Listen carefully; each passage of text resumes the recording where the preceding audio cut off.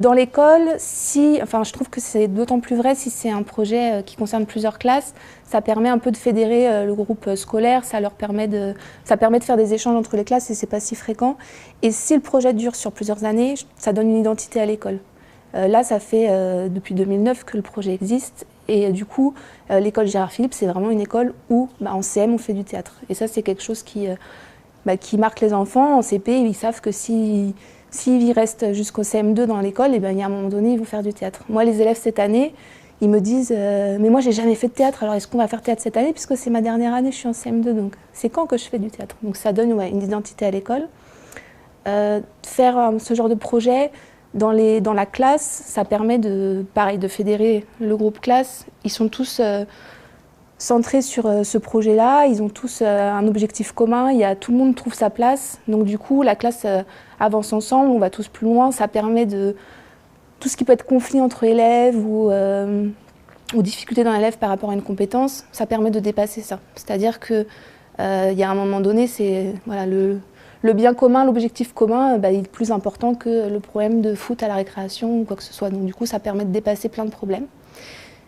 Et au niveau des élèves, je pense que c'est un peu tout ça aussi. Chaque élève a sa place dans le projet. C'est-à-dire que même celui qui est nul en mathématiques ou qui a des difficultés en orthographe ou qui ne sait pas très bien lire, par un biais, puisque ça permet, comme c'est un projet vraiment sur tous les domaines qu'on peut aborder à l'école primaire, chaque enfant, il a, par une entrée qui lui est propre, il a sa place dans le projet, il peut amener sa pierre à l'édifice commun et du coup, il s'épanouit. Il s'épanouit, il est bien et comme le projet, petit à petit, il prend de plus en plus de place dans la vie de la classe, il est bien au début dans le projet, puis à la fin, il est bien dans la classe et du coup, il s'épanouit en tant qu'élève.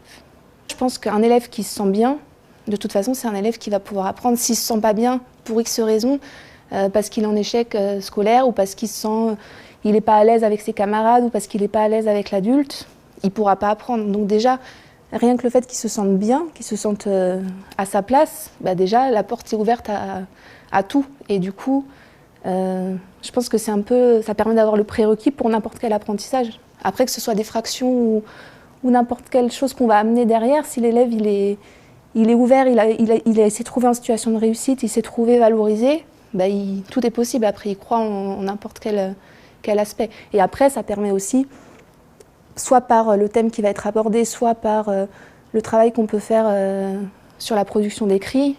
Comme c'est quelque chose qui les attire, qui les intéresse, ils se mettent dedans et du coup, ils travaillent des compétences qui sont vraiment purement scolaires sans se rendre compte qu'ils les travaillent et du coup, ils progressent naturellement.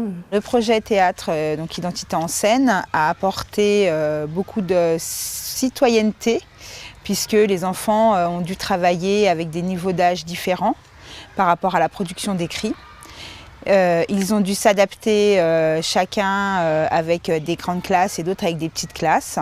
Donc ça a permis aux enfants un éveil au théâtre. Ils se sont trouvés une âme d'acteurs de théâtre et ils nous l'ont bien prouvé à la fin pendant le spectacle.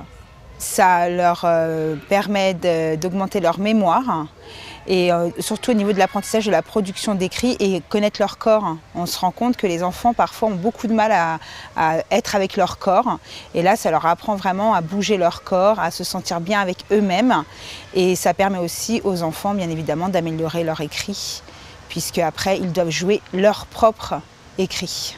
J'ai trouvé que le projet théâtre apportait une certaine cohésion de classe et même au-delà de la classe au niveau de l'école, vu que 3 classes ont participé. Donc, ce qui a permis, au travers des scènes, des différentes scènes, de lier les élèves entre eux. On a beaucoup travaillé aussi, je trouve, sur la mise en scène, donc leur façon de s'exprimer ensuite à l'oral. On a pu voir dans les exposés qu'ils avaient une plus grande facilité à s'exprimer. Moi, j'avais pensé en difficulté, une qui est un peu bête, mais c'est la difficulté financière. Parce qu'en fait, c'est un projet qui, je pense, a du sens parce qu'il fait du lien avec l'extérieur. Et du coup, qui dit lien avec l'extérieur dit intervenant extérieur. Et malheureusement, c'est quelque chose qui n'est pas encore très répandu en milieu scolaire parce qu'on est très fermé sur le monde extérieur. Et du coup, il faut avoir des moyens. Et malheureusement, il faut déposer un projet, on est limité, les mairies n'ont pas beaucoup d'argent, etc. Donc du coup, souvent, c'est des projets qui ne peuvent pas voir le jour ou alors de façon très épisodique, on va avoir 3 rencontres avec un intervenant, avec un artiste, etc., etc. Donc je pense que ça c'est la première chose, c'est réussir à trouver un financement qui permette vraiment de mener un projet avec une personne qui a quelque chose de différent de nous à apporter aux élèves. Donc ça je trouve que c'est une première difficulté à dépasser. Et la deuxième difficulté, c'est un peu lâcher prise sur nos pratiques pédagogiques habituelles. En fait, on a l'impression, quand on voit le projet, on se dit ah, mais ça va me prendre un temps fou, mais je ne vais jamais réussir à faire mon programme, ou mais les élèves ils vont sortir, après ils vont rentrer, mais comment, moi je suis en train de faire des mathématiques, comment ils vont faire? Et en fait, pareil, ça c'est avec le recul que je me rends compte, c'est que c'est un problème que pour nous. Les enfants, eux, c'est naturel en fait pour eux, ils prennent les choses comme on leur donne, et ils sortent faire leur intervention théâtre. Ils reviennent dans la classe, à leur table, on leur a appris la leçon s'il y avait une leçon, on leur a appris une correction s'il y avait une correction. Ils se mettent, ils raccrochent la séance au moment où ils la récupèrent. Et finalement, si on les laisse faire, si on lâche un peu prise et qu'on se dit bon, on va voir comment ça se passe, ça se passe très bien. Et en plus, eux, ils acquièrent beaucoup d'autonomie. Et nous, sur les compétences, sur notre programme, sur tout ça, au début, on se dit mince, si je fais une séance de 1h30 de production d'écrit parce qu'à ce moment-là, il y a l'intervenant qui est là ou quelque chose comme ça, ça va être n'importe quoi, ça va pas bien se passer, après je vais pas avoir fait ma numération. Et finalement, on se rend compte que le fait de lancer le projet au début, ça peut prendre un petit peu de temps, mais que c'est un temps qu'on va gagner à la fin, puisqu'on aura une classe qui va tourner, qui va avoir appris à travailler ensemble, et du coup qui va être beaucoup plus efficace. Et par le biais du théâtre, en l'occurrence, on a abordé des notions qui vont être tout de suite intégrées par les élèves, parce qu'ils vont être, comme ils sont acteurs de cette notion-là au moment où on l'aborde, ça prend sens, et du coup on passe beaucoup moins de temps à l'aborder. Enfin voilà, ils sont directement dans le concret par rapport à ça. J'étais sur ce projet avec ma classe, c'était donc des élèves de CE2 et je pense qu'il faut faire très attention à la tranche d'âge à laquelle on va s'adresser parce que ça peut tout à fait se complexifier puisque pour les élèves de CE2 ça a été très difficile la production d'écrit, à mettre en place. 2, ils n'avaient pas d'idées, il n'y avait pas d'imagination et ils ne savaient surtout pas comment exprimer leurs sentiments et ils ne savaient pas par quel bout commencer, qu'est-ce qu'il fallait raconter, est-ce que c'était une histoire, est-ce que c'était jouable. Donc effectivement, et c'est de là du coup le bénéfice de travailler avec des grands, c'est que les grands ont pas mal recadré. On a rencontré quelques difficultés d'organisation, mais ça c'est malheureusement les aléas, on ne peut pas faire grand-chose. Mais sinon, globalement, c'est quand même un projet très très positif qui a beaucoup plu aux enfants et franchement qui a beaucoup plu aux enseignants aussi parce que c'est quand même un très gros projet et on est fiers à la fin d'y mettre et un terme et de voir ce que ça peut rendre. On a rencontré quelques difficultés au niveau de l'organisation parce que s'organiser avec 3 classes au sein d'une école n'est pas toujours facile. Et on a eu aussi des représentations à faire sur différents sites de la ville, donc dans des salles de spectacle. Et là, il y a eu tout un travail de mise en scène, donc qui n'a pas été forcément facile, le temps étant compté. On n'a eu qu'une journée pour se préparer. Et ça fait partie effectivement des difficultés de pouvoir gérer ces 80 élèves sur une journée pour pouvoir donner une représentation.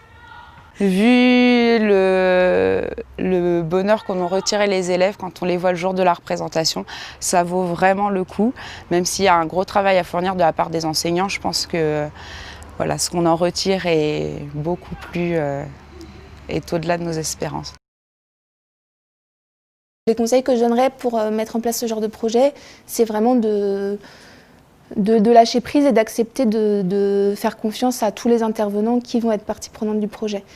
Ça va être de comprendre que quand un intervenant théâtre nous explique que l'enfant, même s'il n'est pas assis tout droit sur sa chaise, en train de regarder le tableau quand on lui parle, même s'il est en train de regarder en l'air, etc., l'intervenant théâtre nous dit mais il n'y a pas qu'une façon d'écouter, il n'y a pas qu'une façon de travailler, et finalement c'est des choses auxquelles on n'est pas habitué, mais qui nous permettent de progresser sur notre pédagogie et de voir les enfants différemment. Et l'autre conseil, c'est aussi de ne pas oublier que les enfants font partie du projet théâtre, c'est les premiers acteurs, et que si on leur laisse suffisamment de place, en les guidant, en les épaulant au début, finalement c'est eux qui vont faire que ce projet va grandir, va prendre toute la dimension qu'il faut. Donc je pense que c'est ça, si on veut se lancer dans un projet comme ça, il ne faut pas y aller avec des réserves, des barres, il faut vraiment lâcher prise, se laisser complètement dedans et faire confiance à tous les intervenants et surtout aux enfants, parce que c'est eux qui vont le faire vivre et qui vont rendre ça vraiment complet et pédagogiquement le plus riche possible. Je ne suis pas une enseignante à dominante artistique à la base. Et en fait, en se laissant guider par les intervenants, on arrive vraiment à construire quelque chose. Donc je pense qu'il faut dépasser un petit peu ses peurs et oser. Voilà, le mot, je dirais, c'est oser. Du travail, de l'investissement, je pense qu'après, tout passe par là. Enfin, la volonté de faire progresser ses élèves, c'est ce qui nous permet de nous faire avancer.